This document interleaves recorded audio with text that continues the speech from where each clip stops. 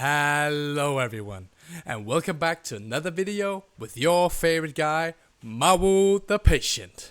So, this guy on Discord just texted me a few hours ago about some huge announcement on Wowhead with a lot of changes for Resto Druid coming in 11.1. Could this be the time for Resto Druid to get back into the meta? We don't know for sure yet, and any of these notes are just notes. We don't know if anything is for sure yet. But either way, I wanted to show you all the notes as they are. So let's jump right into it. So what you can see right now on your screen is the blue note, okay? This is all the notes they're thinking about doing in 11.1, the next patch. The next patch will go on PTR very soon. Everyone is predicting that, and I'll put a link down in the description if you want to read it for yourself. But I wanted to talk to you about the Druid, because as they're texting right here, there are so many changes to Resto Druid, and Druid in particular. So we have some new talents. We have Grievous Wounds.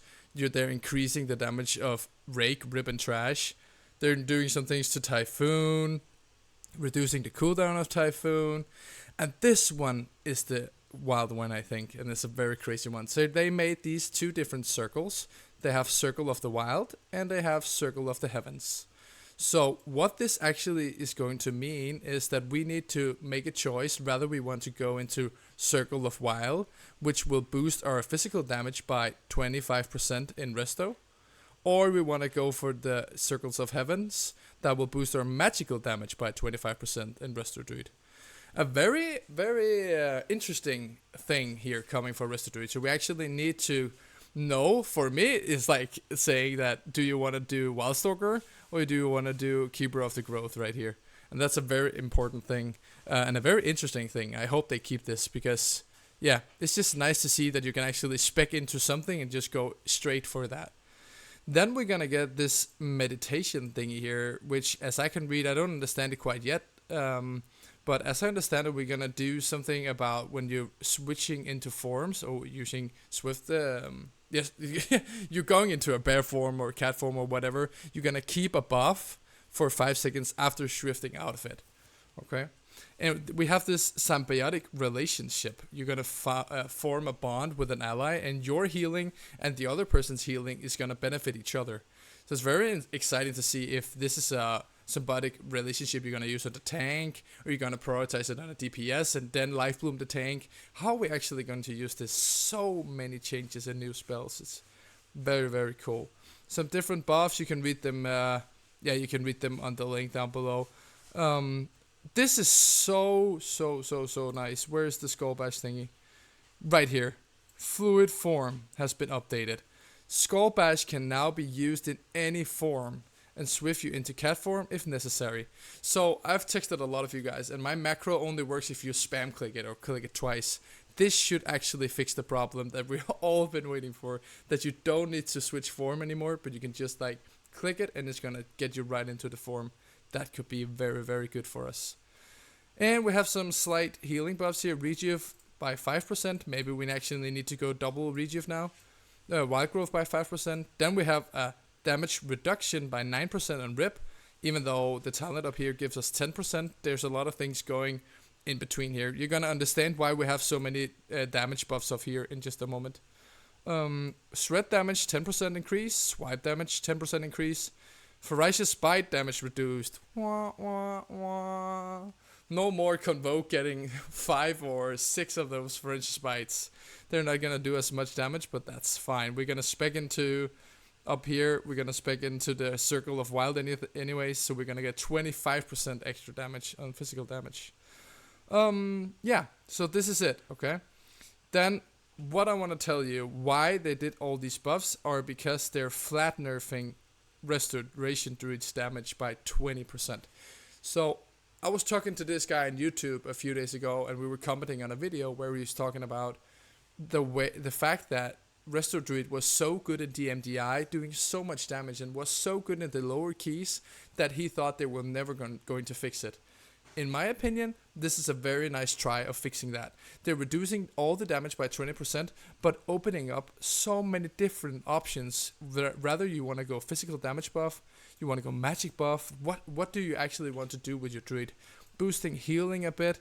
Some of your damage is also just passive increased, like Shred and Swipe. And the big damage dealers like Rip and Ferocious Bite is just reduced. So maybe Wildstalker will not be the superior in superior spec or hero talent in the future. Maybe we will see more Keeper of the Wild actually, or Keeper of the Growth, sorry, pushing those high keys. So yeah, this one is very nice as well. So they're actually going to change the entire mastery around Resto Druid, it seems. So it's gonna be more effective by 30%, but now it reduces the bonus for each additional heal over time. So what I think they're trying to do, we're gonna read this in just a moment, but what they're trying to do is that we don't need to keep 4 HUDs or 5 HUDs on every target all the time for our mastery to actually work. So it's going to be more effective if we only have 2 or 3 HUDs, and then the effectiveness of our mastery is going to lower as we get more HUDs, because we're going to get more healing. So this is developer's notes right here. This update to Mastery Harmony is intended to reward more heavily the first few heals over time effects applied to allies while tempering the scale at large heal over time counts. So as I just said, if you have 2 HUDs on a target, the mastery is going to boost more than if you have 5 HUDs on the target. This scaling will still always make it a bonus to have additional heal over time effects on target. So very important to say, of course it will heal more to have more HUDs on the target, but the mastery is going to help more, so we don't need to put a lot of HUDs on people only to use regrowth. Now we can maybe use wild growth as a HUD, and then get some mastery, use our life bloom, and then regrowth. That's going to be very nice. For those of you wanting to try out Tranquility, I mean, I don't see it be used in Mythic Plus scenarios, but the basis, the channel time is reduced to 5 seconds instead of 8. And that's very nice for raiding as well. That's going to be great. Nature's Swiftness now increases your healing of your next regrowth by 200% instead of 100. So maybe we need actually to run the talent where we get 2 Nature's Swiftness now, because the healing will be so good and nice to use on the run. Flourish now causes an additional heal effect on afflicted allies split evenly among them. So as I understand this, Flourish is actually, that's the thing we were missing. Flourish is actually going to do an instant heal while you use it instead of just making everything tick faster. That's very nice. And as I told you before, the big one right here, all damage reduced by 20%. That's an enormous nerf. But as they say down here in the verse notes, I'm going to read this for you, because they're actually just going to even it out. This damage reduction keeps Restoration Druids' physical and magical damage dealt equally to previously patches when selecting the Circle of the Wilds, physical damage, or Circle of the Heavens, which is magical damage, talents. We are making this change with the goal of moving Restoration Druids towards utilizing either their damage, physical abilities, or magical spells instead of weaving between both of them in order to reduce the damage rotation's complexity. So this, I just made a video about this coming in a few days, about the, while you go Wildstalker, you want to go in and cat form and out again and in again. They're trying to remove the complexity, so they're trying to do, you can rather do physical damage or you can do magical damage, you don't need to do both. So very huge like nerfs and buffs, and they're trying to say that it's going to be the same as previous patches right here, but I think it's going to change a lot for our playstyles, and I think Keeper of the Growth might be coming back as a top tier hero talent or hero spec. I'm very excited to see if they keep these changes or what is going to happen. Like the Druid notes there's so many here and so many adjustments to the talents. I'm very, very thankful and so happy that I'm playing Resto Druid now, and they're having so much focus on the Resto Druid. So, what do you think, guys? Is this actually going to change anything for Restoration Druid, or will it just be exactly the same issues that we have today? So, yeah, will it change anything? Let me know down in the comments. Do you think this will be good for Resto Druid? Do you think this will be just the same as we have right now, or will this actually be a nerf? Let me know what you think down in the comments. Okay, as a little bonus info, I want to just quickly highlight what they're thinking about doing to dungeons. So, they're thinking about doing a new achievement called The War Within Keystone Legend Season 2. So, what this actually does is if you get at least 2,850 rating on a character, you're going to get this achievement. And what this achievement does is that failing to clear a Mythic Plus dungeon within the timer will no longer reduce the key level of your keystone below 12 for the season. So this is such a big change. So if you don't time a key, but you already like have a main with the War Within Keystone Legend achievement, so yeah, if you have a main and then move on to an alt and you don't time your key, it will not deplete. Okay, the key will not deplete as long as it's below 12.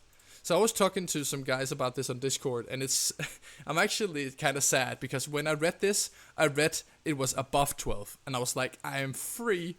Do you know how many times I've been trying to run Stonewall 13 as my own key, and I just failed it week after week after week on like so small details?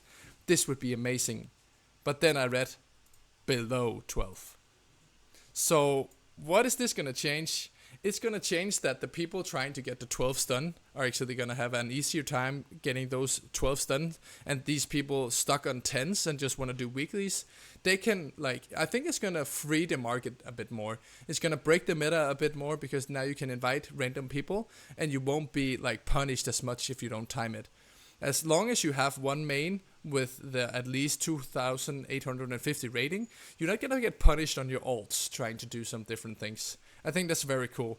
But I hope Blizzard that they're going to change this over time so there will be no longer deplete, okay? I've been saying this in my previous videos, but my hope for this is that deplete, the whole thing about depleting a key will actually be removed from the game. So we get like a kind of delve situation, the situation with delves where you like push a key, you push your key, and if it doesn't go well, then you practice it. You can run it again and again and again. And you can just keep practicing the key until you have it, okay?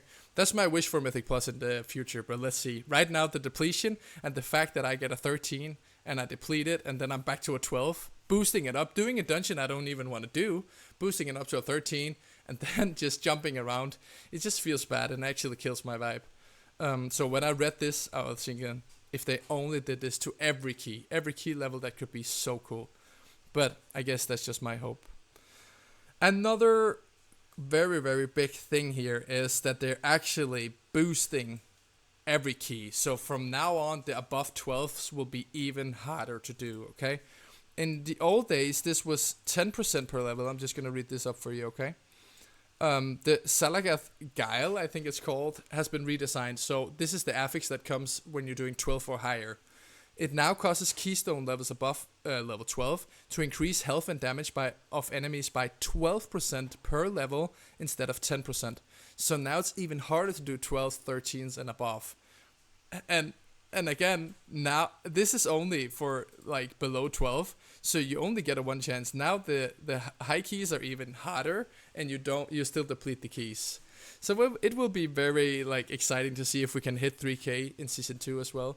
And how hard it's actually gonna be, or if people are just gonna do 12s and then just hit a brick wall and then just go for an ult. It's gonna be very exciting. So I just wanted to share all these thoughts with you. It's very exciting. What do you think? Is the depletion of keys actually good for the Mythic Plus environment, or should we actually just have no depletion so we can actually practice the keys and get better? Let me know down in the comments. And yeah, this was all news from me, and it was so cool to read all this, what they have planned for Season 2. I'm very excited for what they're going to do with Resto Druid, and if Resto Druid is actually going to get meta again, and actually maybe get better. We've had a rough Season 1, but I have hopes for the Season 2. I hope you have too. So, without further ado, I think we're just going to call it. Thank you so much for listening out there, and I hope you have a great one. I'll see you in the next one. Bye!